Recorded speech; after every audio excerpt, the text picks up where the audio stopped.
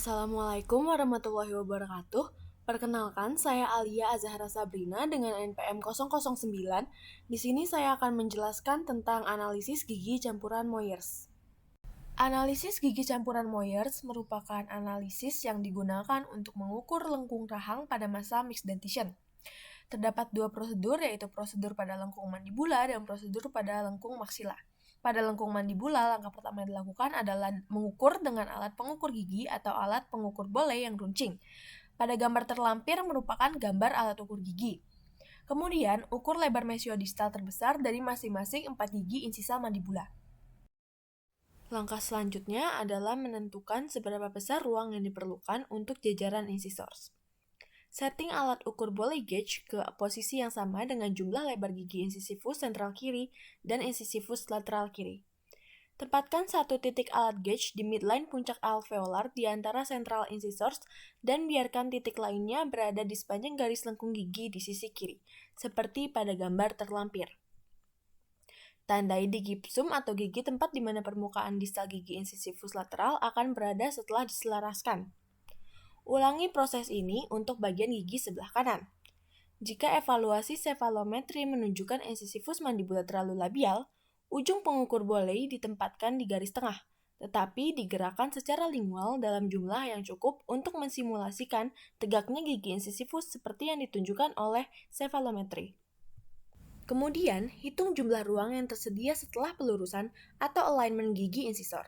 Caranya dengan mengukur jarak dari titik yang ditandai pada garis lengkung, seperti langkah sebelumnya, ke permukaan mesial molar pertama permanen. Jarak yang diukur ini adalah ruang yang tersedia untuk gigi caninus dan 2 gigi premolar, serta untuk penyesuaian molar yang diperlukan setelah gigi incisor disejajarkan atau aligned. Pada langkah keempat, prediksi ukuran lebar gabungan kuspit dan bikuspit mandibula. Terdapat dua metode, yaitu metode panjang dan metode singkat. Pada metode panjang atau long method, prediksi lebar gabungan kuspit, bikuspit pertama, dan bikuspit kedua dilakukan dengan menggunakan grafik probabilitas. Temukan di kolom kiri grafik nilai yang paling mendekati jumlah lebar 4 gigi seri mandibula. Di sebelah kanan adalah deretan angka yang menunjukkan tentang nilai untuk semua ukuran kuspit dan bikuspit yang akan ditemukan untuk gigi seri dengan ukuran yang ditunjukkan. Sebagai contoh, perhatikan bahwa untuk gigi seri mal dengan lebar gabungan 22 mm, lebar kuspit dan bikuspit mandibula yang dijumlahkan berkisar dari 22,6 mm pada tingkat kepercayaan 95% hingga 18,7 mm pada tingkat 5%. Ini berarti dari semua orang yang gigi insisif mandibulanya berukuran 22 mm, 95%-nya akan memiliki lebar kuspit dan bikuspit dengan total 22,6 mm atau di bawahnya.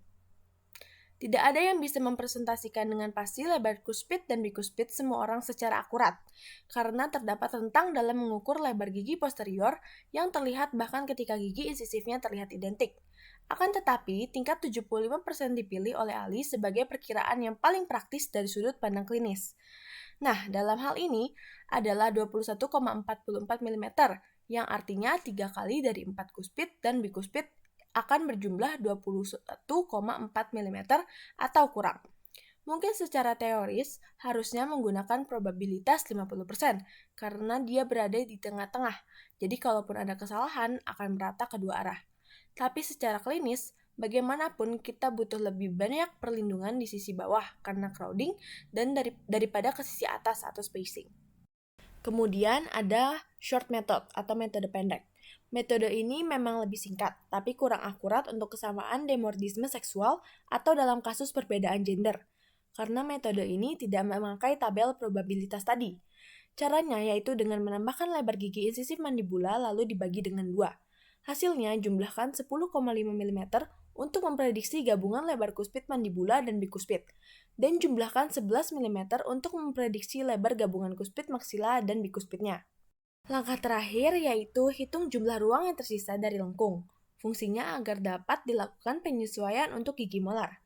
Caranya yaitu dengan melakukan pengurangan perkiraan ukuran kuspit dan bikuspit dari available space yang sudah diukur pada lengkung setelah dilakukan penyusunan atau alignment gigi insisor.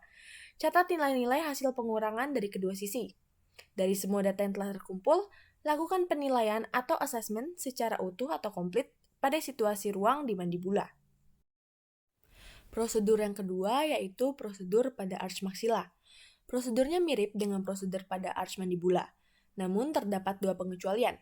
Pengecualian yang pertama yaitu grafik probabilitas yang digunakan untuk memprediksi jumlah gigi taring atas dan gigi premolar atas berbeda.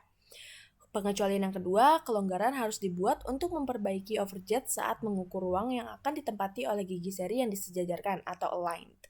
Perlu diingat bahwa lebar gigi seri bawah digunakan untuk memprediksi lebar gigi taring atas dan premolar atas. Lokalisasi kekurangan ruang sangat membantu dalam pemilihan alat manajemen ruang. Kita juga harus mempelajari radiografi agar bisa mencatat tidak adanya gigi permanen, malposisi perkembangan yang tidak biasa, dan kelainan bentuk mahkota. Kemudian ada tooth space available atau ruang tersedia, yaitu menghitung aproksimasi panjang garis di sekujur tiap segmen pada gambar A, B, C, D, E, F, G, H dengan apa adanya. Langkah pertama yang dilakukan adalah dengan mengukur perimeter lengkung dari mesial 1 molar pertama ke molar lain, melalui titik kontak gigi posterior dan tepi insisal gigi anterior. Langkah selanjutnya adalah membagi lengkung gigi menjadi segmen-segmen yang dapat diukur dengan pendekatan atau aproksimasi garis lurus lengkung gigi. Terakhir yaitu tooth space required atau ruang yang diperlukan, yaitu menghitung menggunakan lebar prediksi kuspit dan bikuspit menggunakan tabel. Hal ini dilakukan dengan mengukur lebar mesiodistal setiap gigi erupsi dari titik kontak ke titik kontak lainnya. Yang digunakan merupakan lebar mesiodistal gigi incisivus mandibularis. Kemudian, perkirakan ukuran gigi tetap yang tidak erupsi, yaitu kuspit dan bikuspit dengan menggunakan tabel probabilitas. Kemudian, jumlahkan lebar masing-masing gigi. Jika jumlah lebar gigi permanen lebih besar dari jumlah ruang yang tersedia, maka akan terjadi defisiensi ruang perimeter lengkung dan akan terjadi crowding. Jika ruang yang tersedia lebih besar dari ruang yang dibutuhkan, akan terbentuk celah di antara beberapa gigi. Tooth space available dikurangi dengan tooth space required akan memberi kita cukup atau tidak cukupnya ruang untuk memposisikan gigi sesuai dengan arcus dentalis. Sekian presentasi dari saya, terima kasih atas perhatiannya, kurang lebihnya mohon dimaafkan. Wassalamualaikum warahmatullahi wabarakatuh.